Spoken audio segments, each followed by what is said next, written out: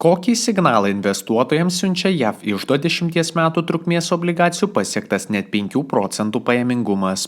Aš Povilas Petručionis, Orient Securities analitikas, šioje rinkų espreso apžvalgoje aptarsiu, kodėl ekonomistai nerimsta dėl galimai grįšiančios aukštos infliacijos, didžiųjų įmonių ketvirtinius finansinius rezultatus bei centrinių bankų pareigūnų pasisakymus artėjant ECB ir Fed valdybų sprendimams dėl palūkanų normos.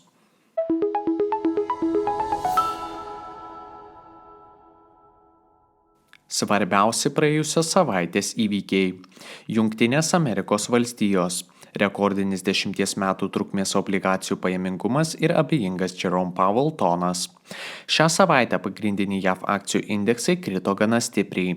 Mažiausią neigiamą pokytį fiksavo Dow Jones 30, kuris krito 1,61%, tuo tarpu S&P 500 smuko apie 2,4%, o Nasdaq 100 fiksavo prasčiausią rezultatą, krisdamas net 2,9%. Geopolitiniai neramumai, griežtas Fed pareigūnų tonas šios savaitės pranešimuose ir tebesitęsiantis JAV obligacijų pajamingumo augimas šią savaitę uždavė neigiamą toną visai akcijų rinkai.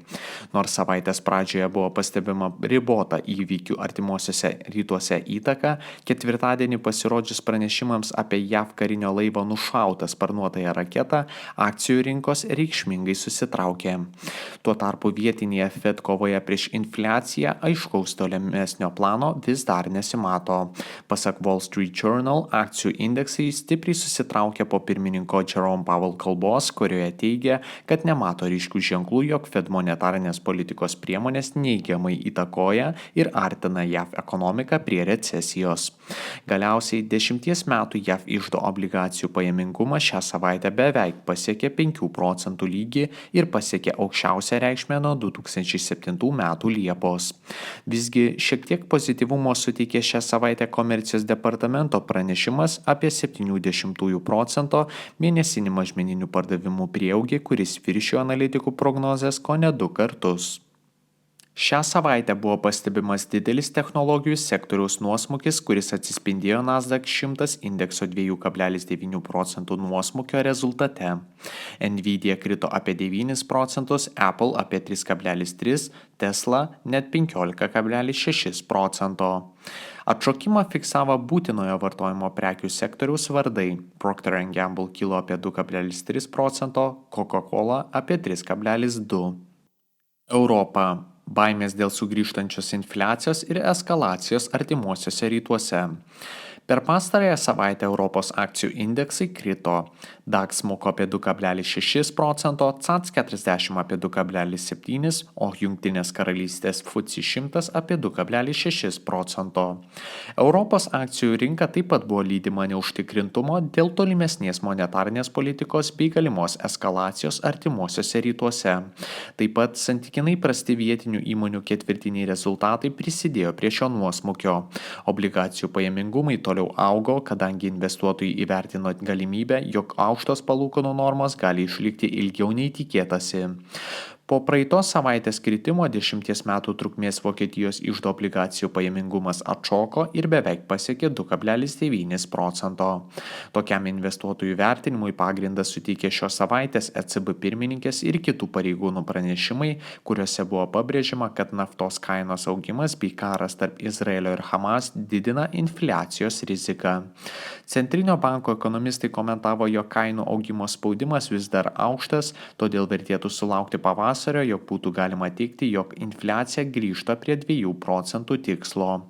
Tuo tarpu Jungtinėje karalystėje metinė infliacija išliko tokia pati kaip ir praeitą mėnesį ir siekė 6,7%. ZÜ ekonomikos instituto duomenimis Vokietijos investuotojų ekonomikos sentimentas per spalio mėnesį augo daugiau nei tikėtasi.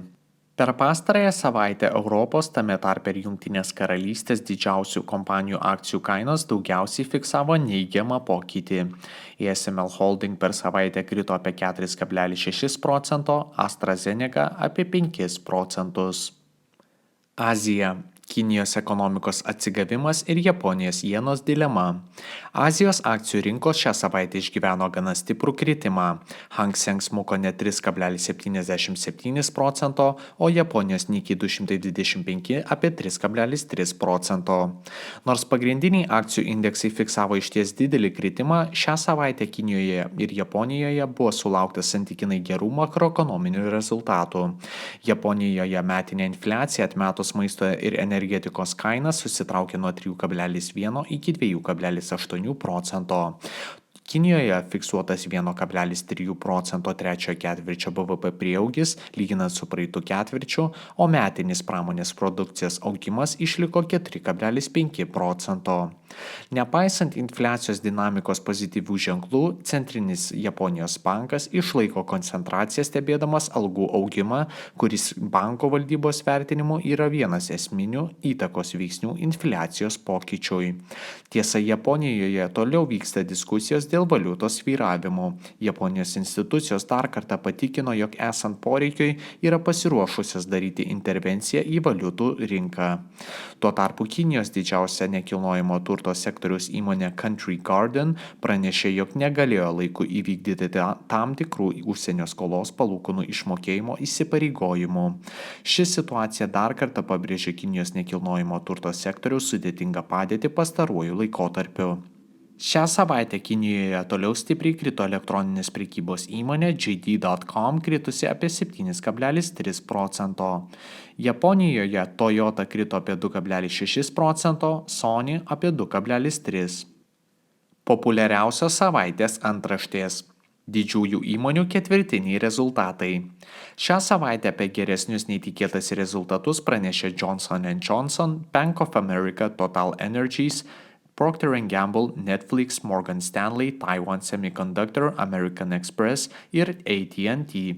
Prastesnius nei tikėtasi pranešė Tesla, ASML, SAP SE, Mišrius, Charles Schwab, Goldman Sachs, Philip Morris ir Schlumberger. Kiek netikėtas buvo Tesla pasirodymas, kurios pelnas tenkantis vienai akcijai siekė $0,66, kai analitikai prognozavo $0,73. Finansinėje ataskaitoje išsiskyrė kapitalo išlaidų eilutė, kuri siekė $2,46 milijardus JAV, kai rinka tikėjosi $2,06 milijardų JAV.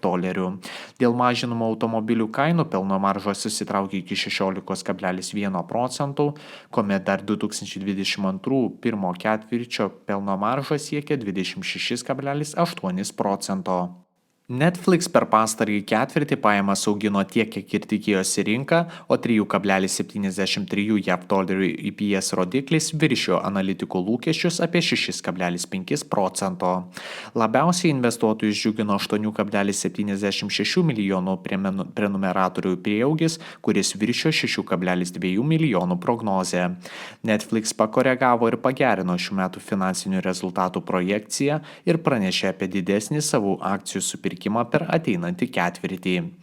Per savaitę Tesla akcijų kaina krito apie 15,6%, tuo tarpu Netflix išaugo apie 12,8%. Naftos brangimas dėl planuojamo JAV strateginio naftos rezervo papildymo. Šią savaitę Joe Bidenas atgaivino savo pasiūlymą papildyti smarkiai išsekusi strateginį naftos rezervą. Nuo 2022 metų pradžios vyriausybė siekdama kovoti su didelėmis benzino kainomis, kilusiomis prasidėjus Rusijos ir Ukrainos karui, iš šio rezervo paėmė apie 200 milijonų barelių ir tai pasiekė žemiausią lygį per beveik 40 metų. Prie savaitinio Brent naftos apie 1,5% augimo taip pat prisidėjo Izraelio ir Hamas konfliktas, kuris sukėlė susirūpinimą dėl tiekimo sutrikimo šiame svarbiame naftos regione. Ateinančios savaitės įvykiai. Antradienį pasirodys preliminarūs spalio mėnesio Vokietijos gamybos sektoriaus pirkimo vadybininkų indekso duomenys. Tikimasi augimo nuo 39,6 iki 40 punktų. Taip pat tą pačią dieną bus skelbiami Jungtinės karalystės nedarbo lygio duomenys. Tikimasi, kad situacija išliks nepakitusi ir nedarbo lygis sieks 4,3%. Ketvirtadienį ECB paskelbs sprendimą dėl palūkanų normos. Prognozuojama, kad ji išliks nepakitusi kitosi, tai yra 4,5%. Ketvirtadienį bus laukiama preliminarių JAV bendrojo vidaus produkto trečiojo ketvirčio pokyčio duomenų. Tikimasi didesnio, tai yra 4,1% augimo lyginant su praeitu ketvirčiu. Taip pat bus išleisti asmeninio vartojimo išlaidų kainų atmetus maisto ir energetikos kainas indekso rezultatai. Tikimasi 0,3% mėnesinio pokyčio, kuomet praeitą mėnesį šio indekso prieaugis siekia 0,1%. Artėjančią savaitę bus išleisti didžiųjų įmonių pranešimai apie ketvirtinius rezultatus. Pirmadienį rezultatų sulauksime iš Cadence Design, antradienį Microsoft, Alphabet, Visa, Coca-Cola, NextEra Energy, trečiadienį Meta Platforms, Thermo Fisher Scientific, T-Mobile US, ketvirtadienį Amazon.com, Mastercard, Merck & Co. Intel, penktadienį ExxonMobil, Chevron ir EBUV. Ačiū visiems klausiusiems ir gražios jums savaitės.